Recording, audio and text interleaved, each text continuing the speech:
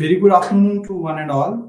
I am Dr. Javeed Ul Aziz और आज हम जो पिछले क्लास में हमने एंशिएंट इंडियन हिस्ट्री के बारे में बात की थी, एक इंट्रोडक्टरी क्लास दी थी, आज हम उसको आगे लेके पहला जो यूनिट है, पहला जो चैप्टर है इस कोर्स का, जिसका नाम है sources of ancient Indian history, इस पे बात करेंगे।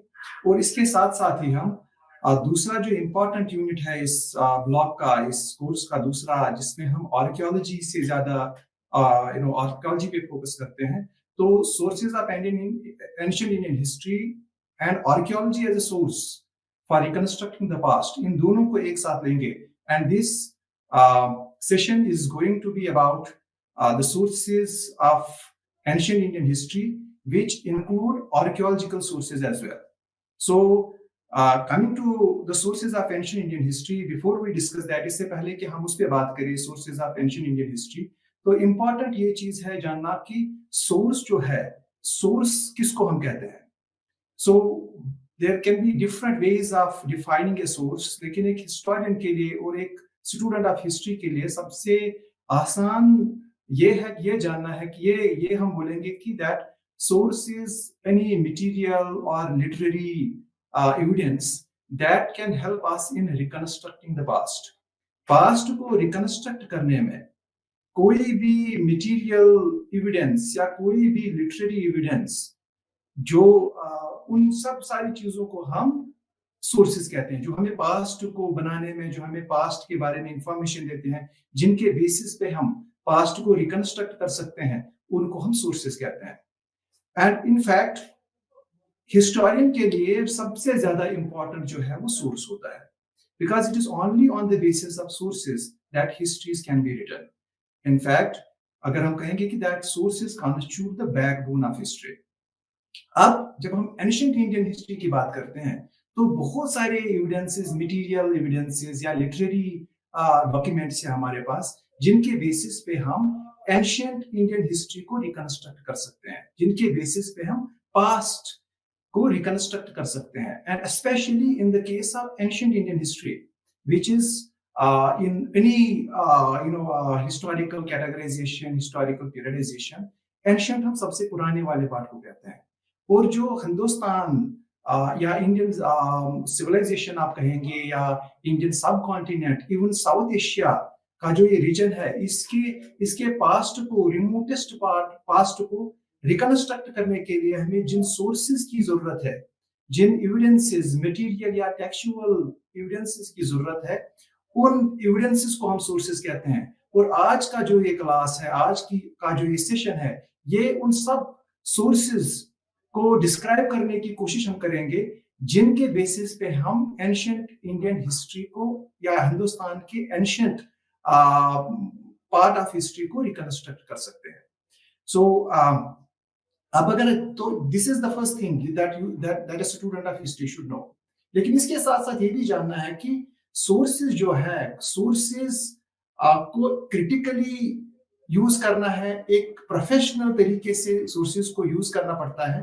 Not everyone is qualified enough to make use of material remains of the past or textual left-outs of a period for reconstructing the past. हर कोई ये नहीं कर सकता है. It requires training, it requires expertise, it requires a particular kind of methodology, जिसको एक historian कर सकता है, एक professional तरीके से, जिसको हम historical method कहते हैं. So for writing history, we at the first instance, we need sources. And secondly, then these sources need to be analyzed, these sources need to be interpreted, these sources need to be critically, there is a need to critically engage with all these kind of sources, and then the account that comes, the account that is produced, that becomes the history of that period. So this is, this I thought is very important before we start a discussion on sources of ancient Indian history. Now, once we are done with this ancient Indian history, sources on ancient Indian history, so when we go through these, when the session will move forward, जब हम आगे बात करेंगे इस पे, तो outcome क्या होना चाहिए? At the end, you should be able to understand what are the different type of sources on the basis of which ancient Indian history can be, written, on the basis of which the past can be reconstructed. What are the different type of sources? Or in sources में से, which source can be considered as the most reliable source? सबसे ज़्यादा reliability किस source की है? So these are going to be the broad objectives of this session. तो एक source क्या है? What are the different type of sources that can help us in reconstructing the past of India, ancient past of India? Then what are the limitations of different kind of sources? How can the past be reconstructed on the basis of sources? All these things we will be discussing in this very session. So moving forward, if we talk about sources, especially in the context of ancient Indian history, तो ancient Indian history को लिखने के लिए, ancient India history produce करने के लिए या ancient India past को रिकंस्ट्रक्ट करने के लिए हमें कुछ मेन सोर्सेज की जरूरत पड़ेगी. There are different type of sources on the basis of which past of ancient India can be reconstructed. So broadly अगर हम इनको कैटेगराइज करेंगे कि कौन से टाइप ऑफ सोर्सेज ये है, क्या कौन से किस्म के सोर्सेज है, तो हम they can be categorised as literary sources and archaeological sources. Now, these are the two main category of sources that can help us in reconstructing the past of ancient India. That can help us in writing the history of ancient India. One more thing that I feel is important here is that you must have this realization. Before we get into the sources, ये realization you should be aware of this thing that कि human existence on earth, जब से इंसान का वजूद इस planet पे, जमीन पे हुआ है, तो till now, आज तक का जो टाइम है, this is a moment before now, this is our past. इस past का सबसे बड़ा overwhelming part of this past was that part where the man or woman or human being, did not know how to read and write. जहाँ पे उसको पता नहीं था रीडिंग राइटिंग का, ये ना आर्ट ऑफ राइटिंग डेवलप हुआ था, ना पढ़ने का कोई अभी कुछ कोई तरीका भी डेवलप नहीं हुआ था. तो सबसे बड़ा पार्ट जो है ह्यूमन पास्ट का, that falls in that very period. और उस पीरियड को हम that part of the human existence, that part of human existence का वो part जो है, उसको हम prehistory part कहते हैं, इसको हम prehistory कहते हैं. So prehistory is that part of human life on the planet for which there is no written record available. For even we can say that it is that part when man had not learned the art of writing, and reading obviously was not there. So the overwhelming, we can say even 99% of human past falls in that very period, जिसको हम prehistoric period कहते हैं. So prehistory deals with that. और इस period की information, इस period में इंसान कैसे रहता था, वो कौन सा फूड खाता था, and what used to be his different exchanges, एक इंसान के दूसरे इंसान के साथ, how he related to nature, how he dealt with the environment, how he understood environment, all these things, इनके बारे में जो हमें information मिलती है, तो that information we do not get from any literary text. वो हमें किसी किताब से, किसी manuscript से नहीं मिलती है, because man did not know how to read and write during that very period. तो इस period की, जिसको हम prehistoric period कहते हैं, इस prehistoric period की information अगर हमें मिलती है, that comes to the material remains of that very period, especially the stone tools. जो stone के tools human being ने use किए इस period में, we get information about that culture, that society from different type of tools. और ये category, then that means these tools became an important source for reconstructing the past of this very period, that is the prehistorical period.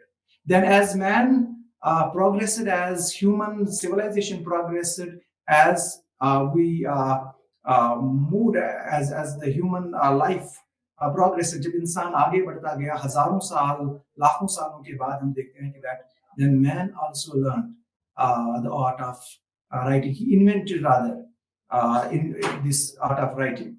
and then we find certain inscriptions. We find certain engravings on rocks, on metallic plates, on in the form of manuscripts, on big, they were written on leaves or bark of tree, और बहुत सारे तरीके थे लिखने के. जब writing इनकी invention हो गई तो उसके बाद हमारे पास पास्ट को रिकंस्ट्रक्ट करने के लिए और भी सोर्सेज है which we call as the literary sources. So there are two broad categories of sources on the basis of which the history of ancient India can be, written, on the basis of which the past of ancient India can be reconstructed. And they are broadly literary sources and archaeological sources.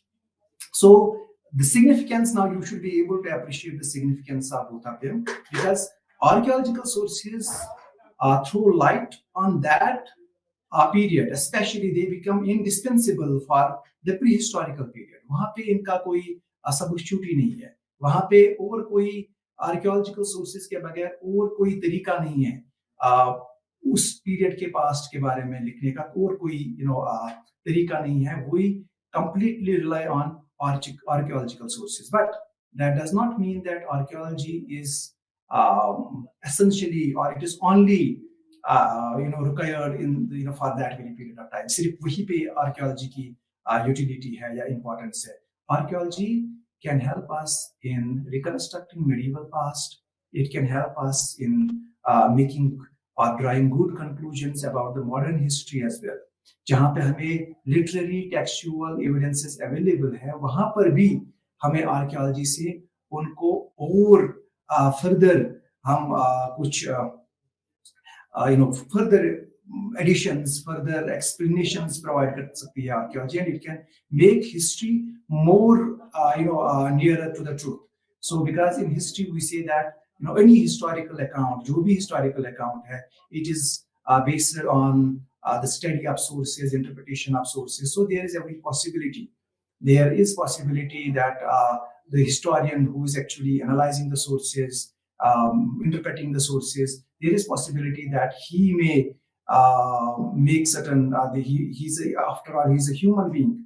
So, and as a human being, he has his own subjectivities, he has his own biases. So, that a historian would write about the past cannot be taken as an absolutely objective, account. So there can be limitations in every account. लेकिन archaeological जितनी broad range होगी sources की, उतना हम कह सकते हैं कि that historical account reality के नजदीक आ सकता है. So more sources employed by historian, more are the chances of reaching closer to what actually happened, because historian का काम जो होता है वो कोशिश करता है कि that he draws a picture of, he reconstructs the past, and he makes an attempt to reconstruct it as closely as it might have happened.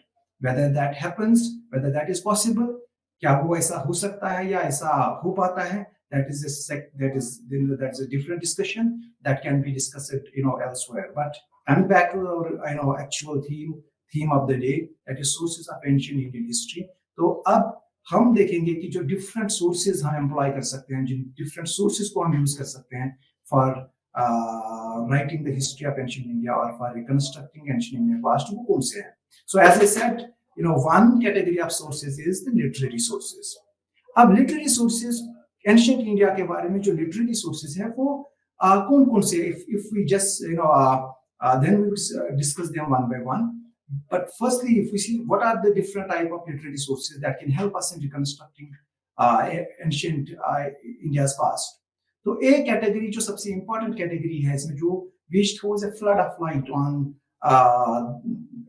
on those times, that those sources जो literary sources की वो category जो है within the broader category of literary sources जो है, एक जो है बहुत ही important जो है, that is the Vedic literature. So पहला जो है that is Vedic literature. Then second comes जो literary sources में ही है. Second category is that of the Jain and Buddhist literature. Third जो इसी लिटरेरी कैटेगरी में पुरानास को भी हम इंक्लूड कर सकते हैं. Then ancient Indian history, south Indian history के बारे में जो लिटरेरी सोर्सेज हमें इंफॉर्मेशन प्रोवाइड करती है, that is the Sangam literature. Then among the literary sources we have certain key texts, literary pieces of literature, like Katalya's Arthashastra. That also tells us a lot about the Mauryan Empire. Same way, we have biographies, we have poetry, we have dramas, and these poetry, biographies are accounts which are जो किसी इंसान के बारे में, किसी king या किसी queen, एवं biographies can be on ordinary persons. लेकिन जिस पीरियड की हम बात करते हैं वहाँ पे ट्रेडिशन ये था कि किंग्स, क्वींस या influential people in the society जो थी उनके लाइफ अकाउंट्स लिखे जाते थे, जिनको हम बायोग्राफीज कहते हैं. So biographies can help us in reconstructing India's past. ये हमें, it can act as a source of ancient Indian history. Same way there is poetry. इसी तरीके से कुछ ड्रामाज है, एपिक्स है, जो हमें मदद करते हैं in writing ancient Indian history. So Buddhist and Jain literature is there, Vedic literature is there, Buddhist and Jain literature is there, Puranas are there, dramas, poetry, even biographies are there. So these are the categories of literary sources. Literary sources जो है textual sources. So these are the broad category of sources which can help us in writing the history of ancient India. Now coming to the first जो category है हमारी sources की, literary sources की जो पहली category जो हम कहते हैं, so Vedic literature. So Vedic literature it is religious in nature. It is considered very sacred for Hinduism. So these are the basis of Hinduism.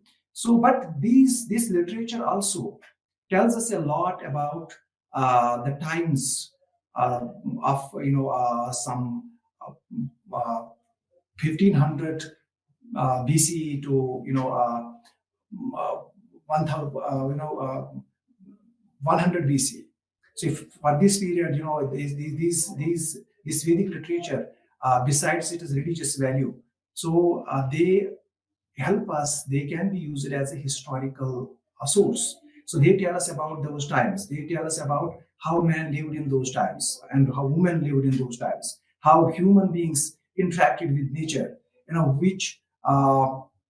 what were their transactions, इनके economic basis क्या थी. So they tell us a lot about the life and times of a human being in the remote past. So Vedic literature helps as it acts as a very important source of ancient Indian history. They can help us. For a historian, they are extremely important, significant for reconstructing India's past. और ये जो Vedic literature है, so Vedic literature में in fact हम कहते हैं कि that earliest known literature जो है Indian subcontinent के बारे में, that is the Vedic literature. And Vedic literature में जो हम देखते हैं कि that Vedic जो है, Ved, it has ये जो word है, इसका origin जो है Vid से हुआ है, which means to know. So Vedic literature is all, you can say it is knowledge. It is and this knowledge can help us in reconstructing that very period. और अब अगर हम Vedic literature पे focus करेंगे तो broadly Vedic literature में हमें we have it consists of 3 different literary works, classes of literary works. Vedic literature 3 type के literary works हम इसमें include करते हैं. One is एक है जिसमें हम which is a collection of prayers, hymns, incantations, benedictions, sacrificial formulas, etc. So one category of Vedic literature is this, and this ये है a collection of rhymes, collection of prayers, hymns, benedictions, sacrificial formulas. Is Vedic literature, it is further divided into 4 these works, and each work is a Veda. So we have the oldest work, that is the Rig Veda or Rig Ved. Then we have Atharved, we have Samaved, and we have Yajurved. So all these Vedas, this Vedic literature, all these Vedas जो है, they provide us information. They some tell us about the economy, some tell us about the different types of taxes that were taken, whether the concept of king was there or not. Even some are about how the sacrifices should be made, and then there are some are about the music. So elaborate procedures for sacrifices, some are are also there in the Vedas. And then the Vedas इनकी explanation provide करने के लिए for further as an explanation to different Vedas, we have what is termed as the limbs of Vedas, Vedangas. So they provide explanatory, it is a sort of appendix to the Vedas, which provide us further information, which provide further explanation to what is mentioned in the Vedas. So this is one category of जो literary sources है Vedic literature में. So we have the Vedas, Rigved, Atharved, Samaved, and then Yajurved. All these are the Veda, and these are full of, they are loaded with information, and historian it's a gold mine of information about this very period of time. So from everyday affairs to the structure of polity, the nature of economy, even contacts, position of woman, all these things we can get, these kind of information can be gleaned from the Vedic literature. Then we have also in this category of in this category of literary literature, Vedic literature के साथ साथ हमें फिर besides Vedas we have texts like Brahmanas, Aryankas, and Upanishads, and they also can be included in Vedic literature. But these are terms at times these Brahmanas, Aryankas, and Upanishads, sometimes they are referred as the later Vedic literature. And they are also, they also provide us information. They are also very valuable, besides their religious, significance. They have a huge historical, significance as a historical source as well, because they also provide us information about the period, about different practices, about different notions that prevailed in the society, about different contacts between one society and other society. So this was about the Vedic literature. Then we have another category of literature which can help us in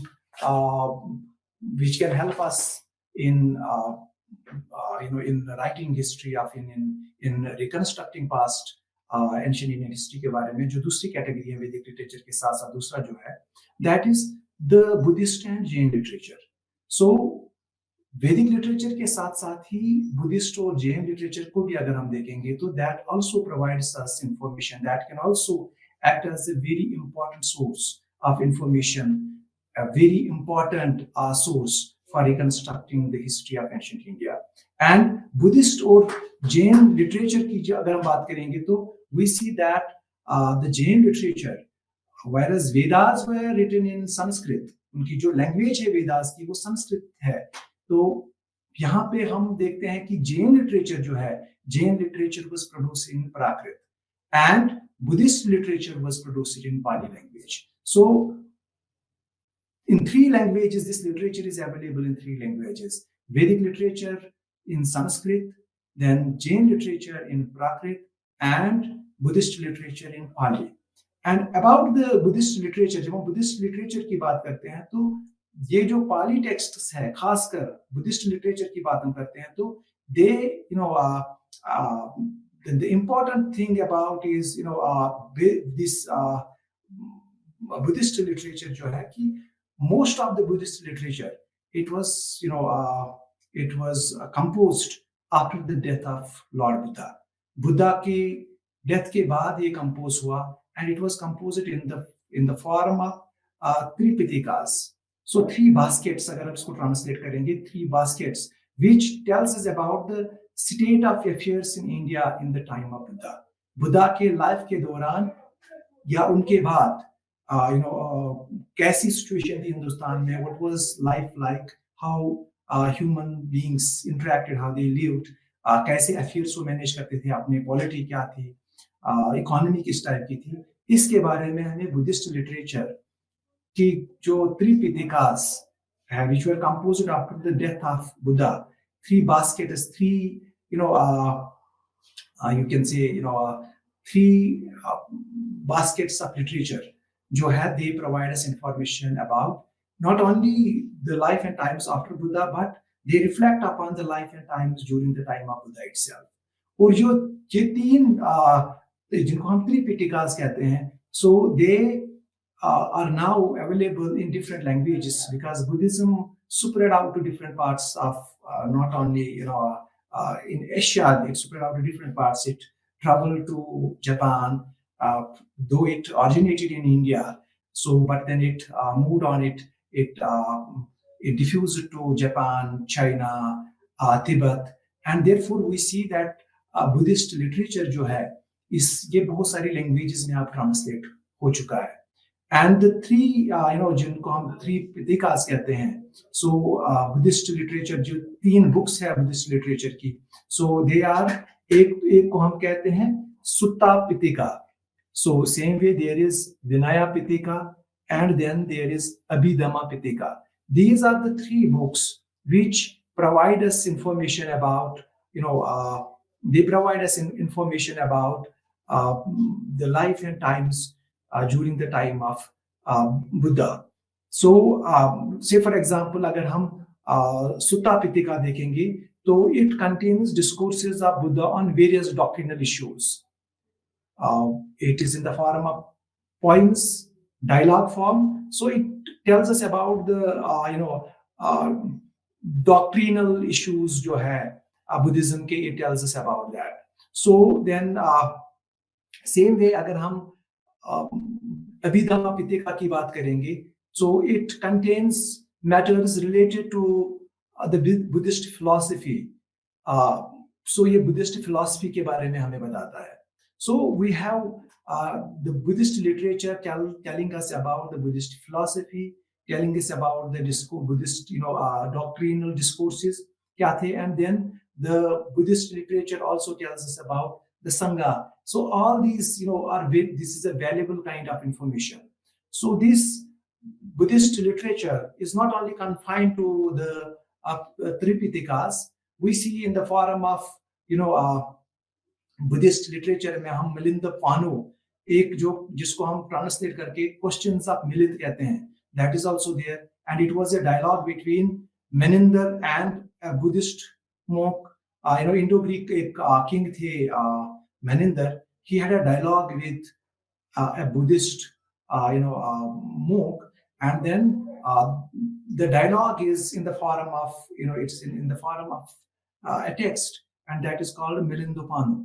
And in this dialogue there are a number of questions raised by Menander, and then they are being answered by the monk. And this compilation, this also throws a lot of information about the Indo-Greek period. It tells us about those times. So this way we can say that Buddhist and Jain literature जो है, Buddhist literature which is largely in Pali language, even the Ashokan inscriptions जो है वो Pali language में ही थे, and this throws a lot of light on the ancient Indian history. ये बहुत information हमें provide करता है about ancient Indian history के बारे में. And same way we have this so we have Jain literature which also provides us gives us good insight into the past, and it is equally valuable. So Vedic literature, Buddhist and Jain literature, these are the 2 categories, but this is the religious literature. But एक तो religious value है ही इसका, but at the same time it can be used as a source of history by a historian.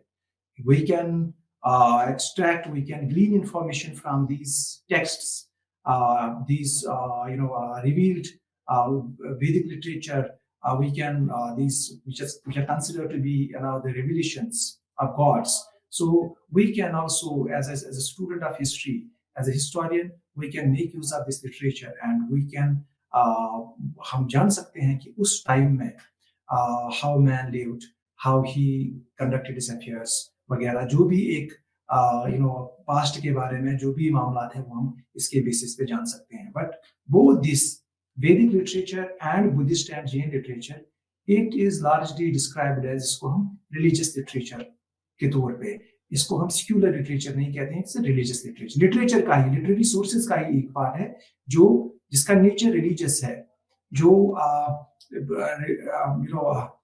जिनकी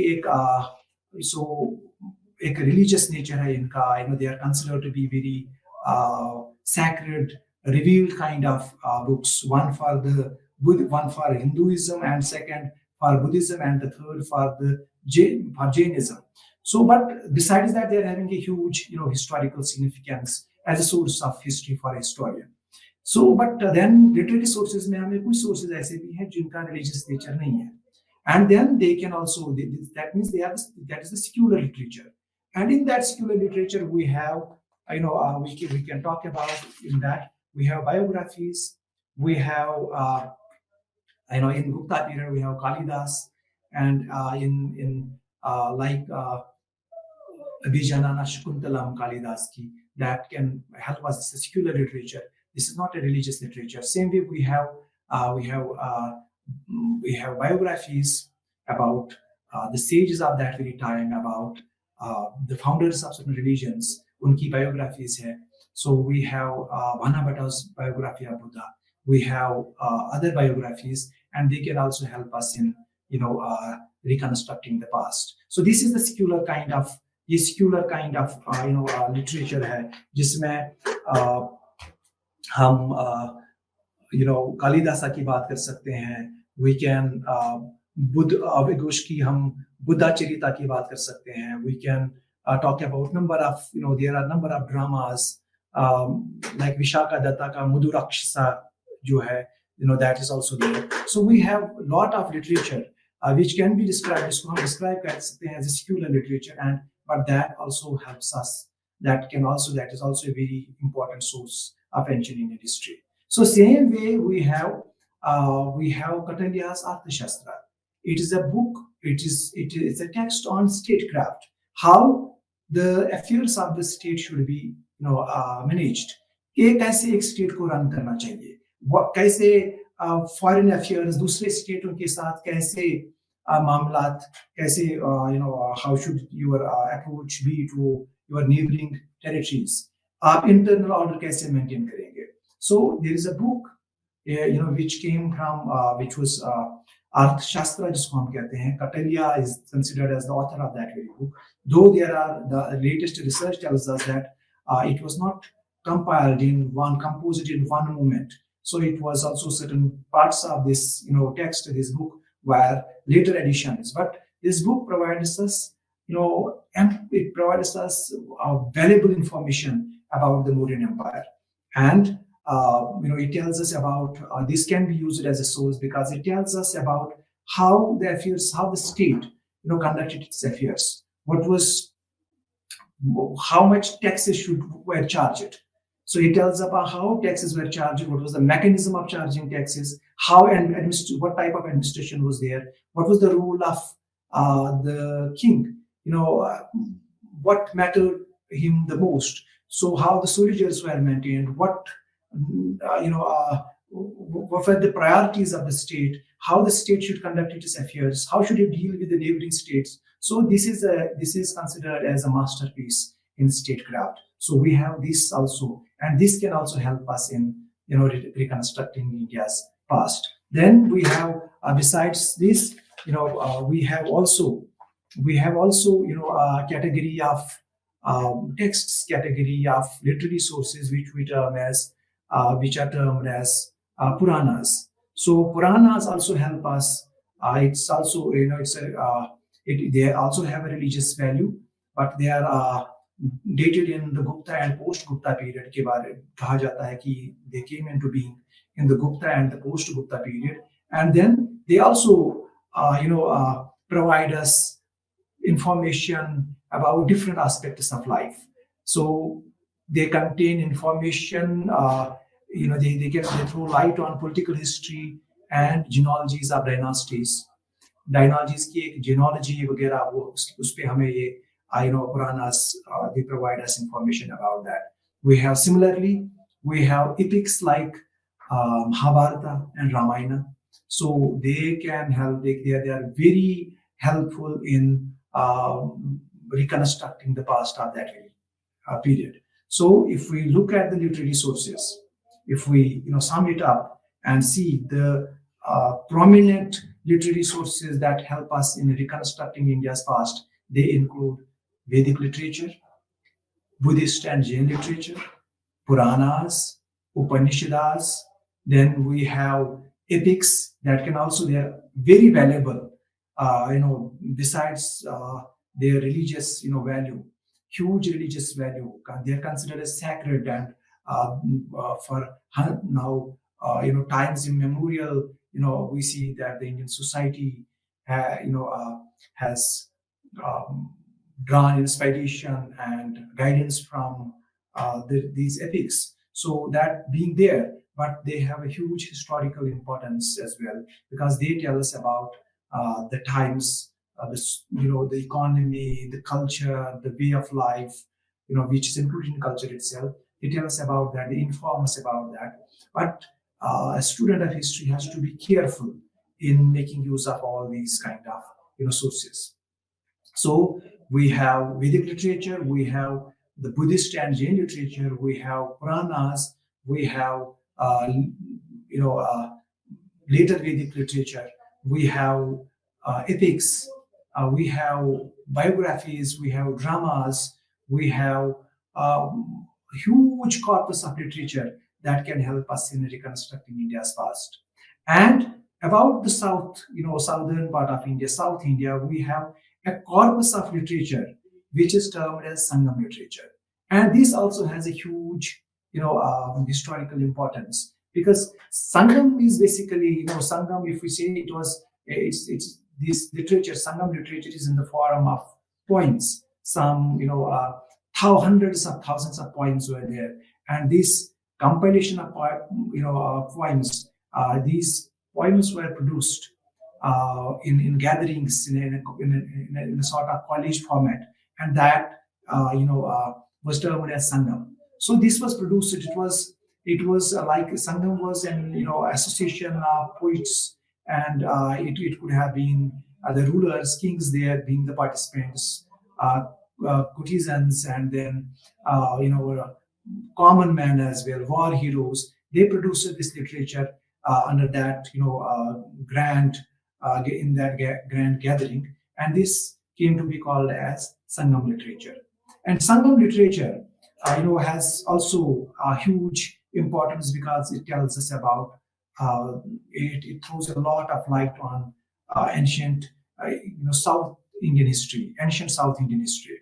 So Sangam literature भी हमें बहुत ज़्यादा information provide करता है about the history of South India. So this is another, this Sangam literature, it can also be this also helps us in making good interpretations about the ancient Indian history.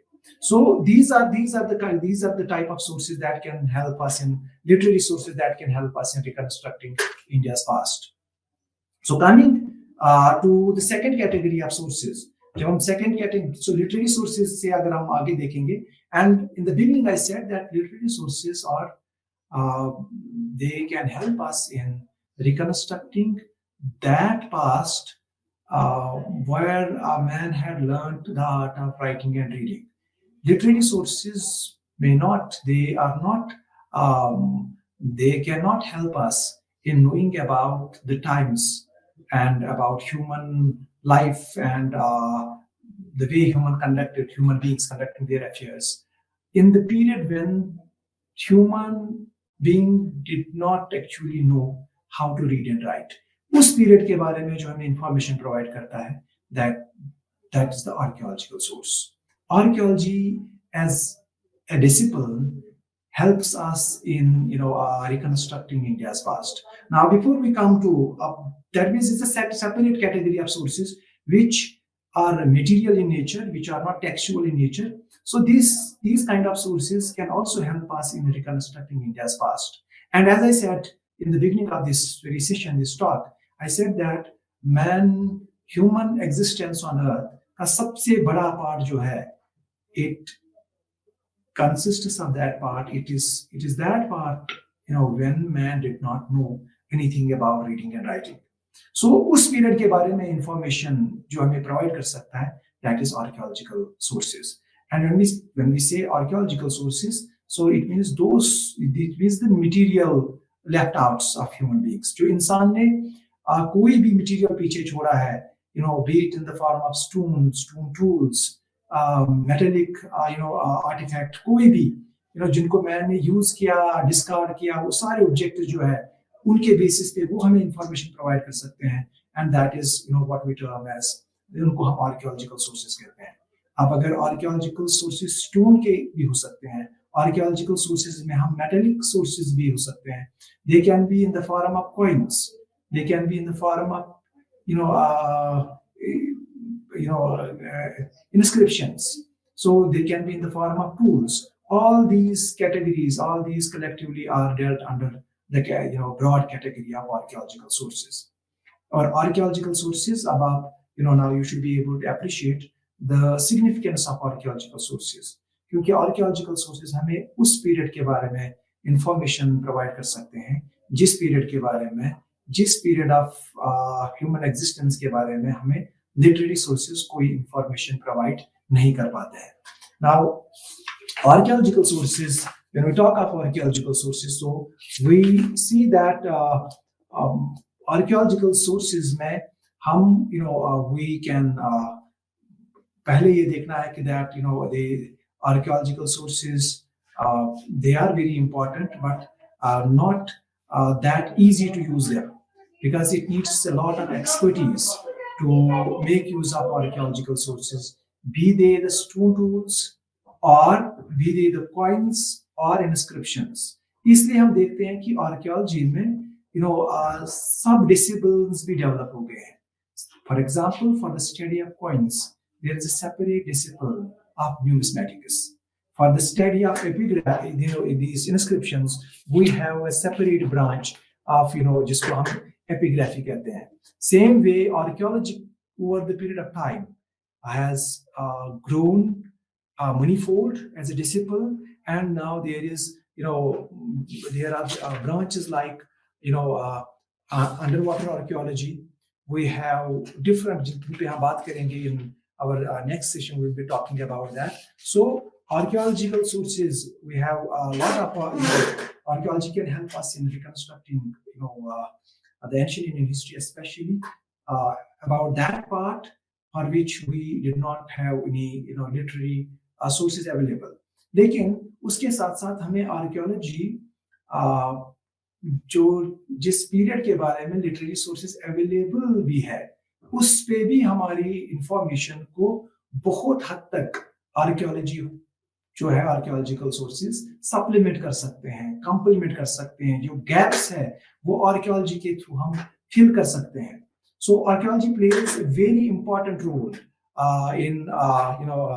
in helping us in reconstructing the history of history of ancient India. Now, अगर हम archaeology पे जब हम बात करेंगे तो then as I was trying to explain कि archaeology अगर बेसिकली हम देखेंगे, archaeology is a systematic way of studying the material remains of human settlements. Human settlement की जो material remains है उनको जब हम study करते हैं, उस study को हम that study falls under archaeology.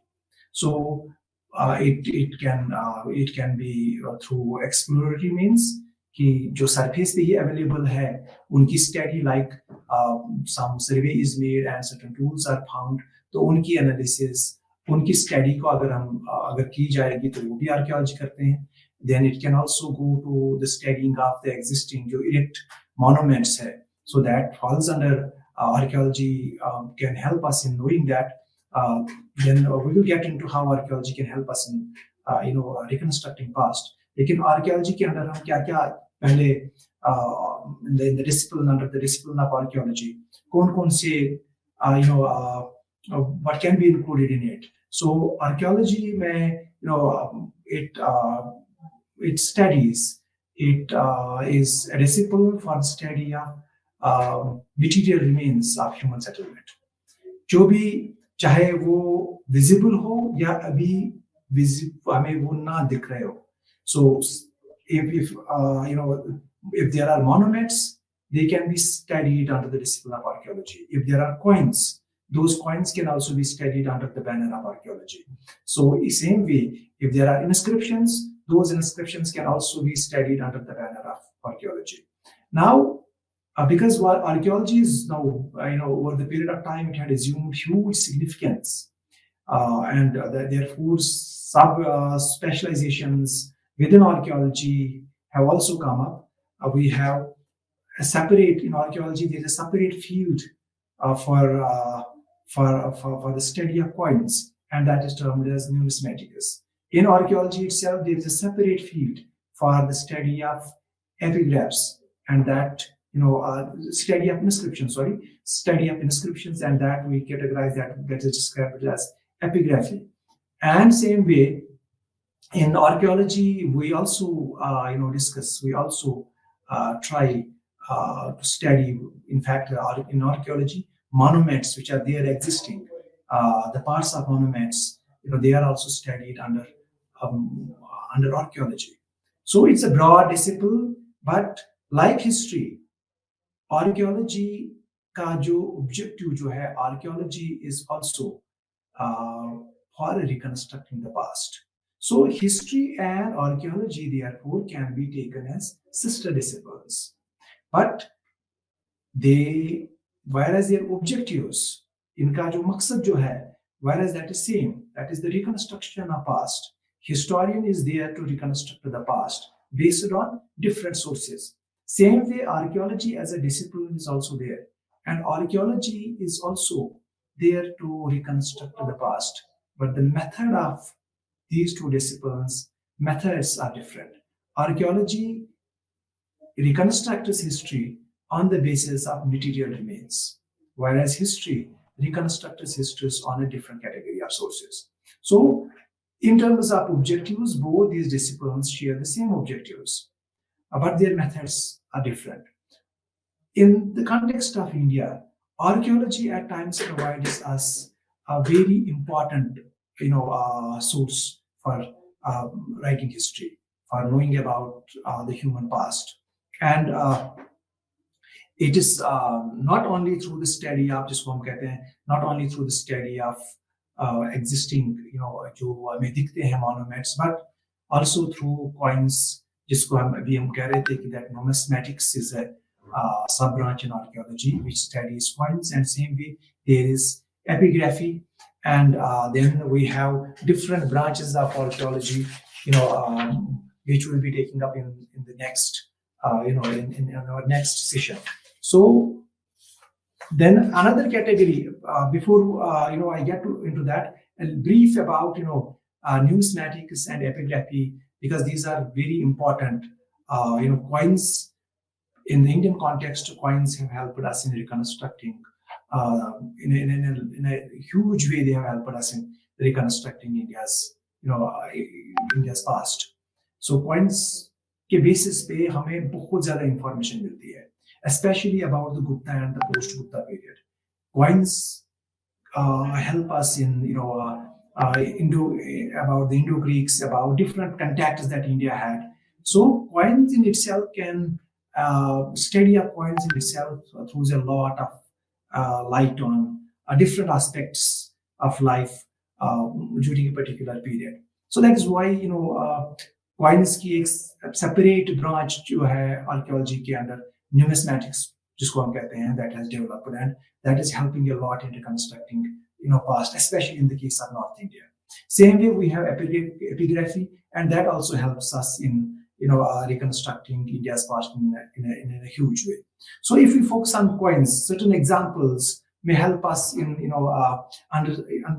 they may help us in developing a proper perspective about the significance of coins in the reconstruction of history. कैसे हमें numismatics help कर सकती है in knowing or in reconstructing India's past. Say for example, we have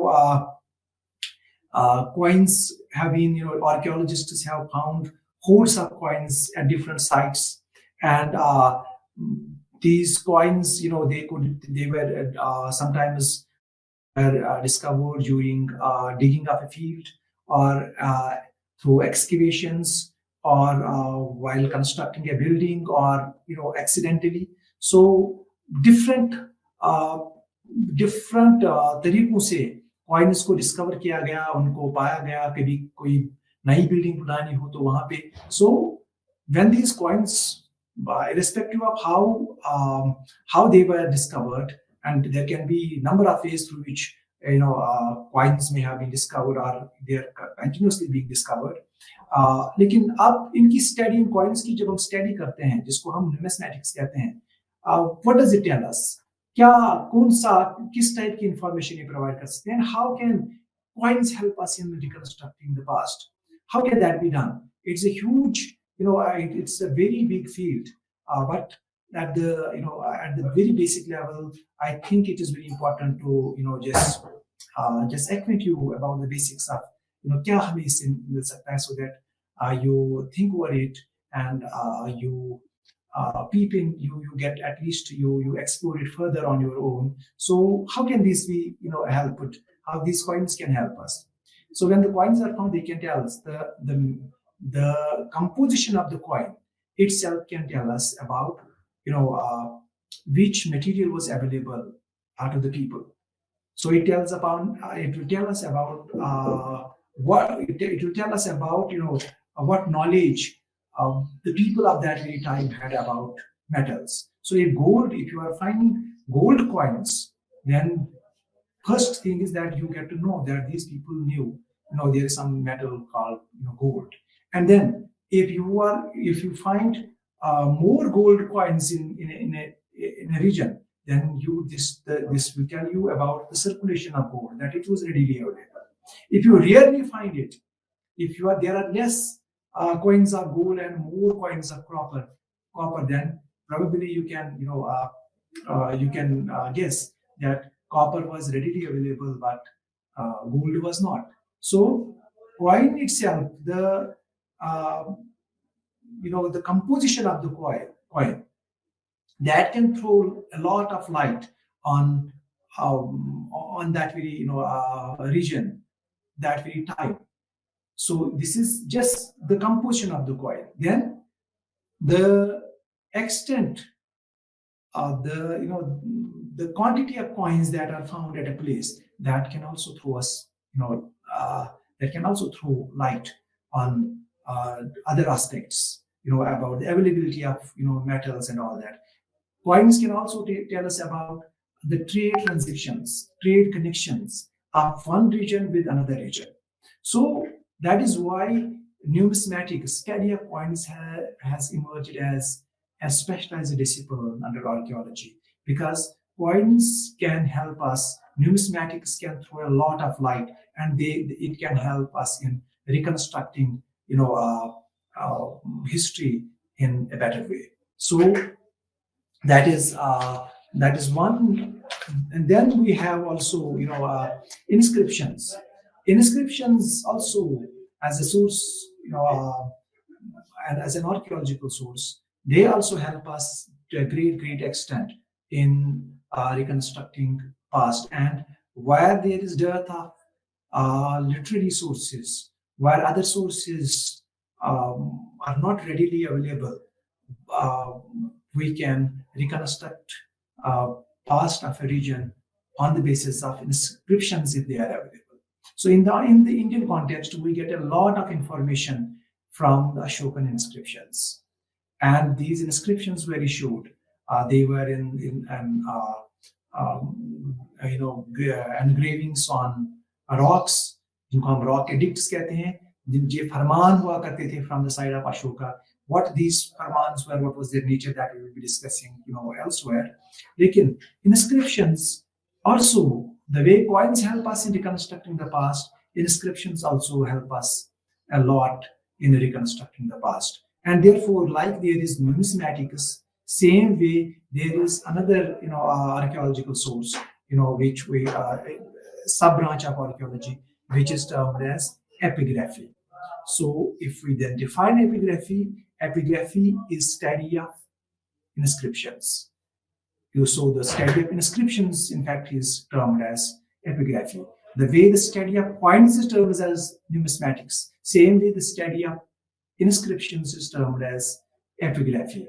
And these, inscriptions, they these instructions, inscriptions, जिसको हम फिर epigraphy के अंदर स्टडी करते हैं, तो ये सील्स पे हो सकते थे, ये कॉपर प्लेट्स पे हुआ करते थे, टेम्पल्स के वॉल्स पे कहीं कहीं, वुडन टैबलेट्स पे ये इंस्क्रिप्शंस थे, स्टोन पिलर्स पे, रॉक सरफेसेस पे, कभी कभी ब्रिक्स पे, कभी कभी इमेजेस पे, जो इनका स्क्रिप्ट है, जो स्क्रिप्ट फॉलो किया गया, that also helps the historian in number of ways. So अगर हम that means जो inscriptions की जो study है, जो epigraphy जिसको हम कहते हैं, epigraphy can also help us a lot in knowing, in reconstructing the past, especially the social aspect of the past, social history को reconstruct करने में, social history में inscriptions हमें एक बहुत ही important source की तरह हम use कर सकते हैं. Like coins can be, numismatics can be used for doing economic history. Same way epigraphy can help us in doing social history, besides doing other histories as well. So there are different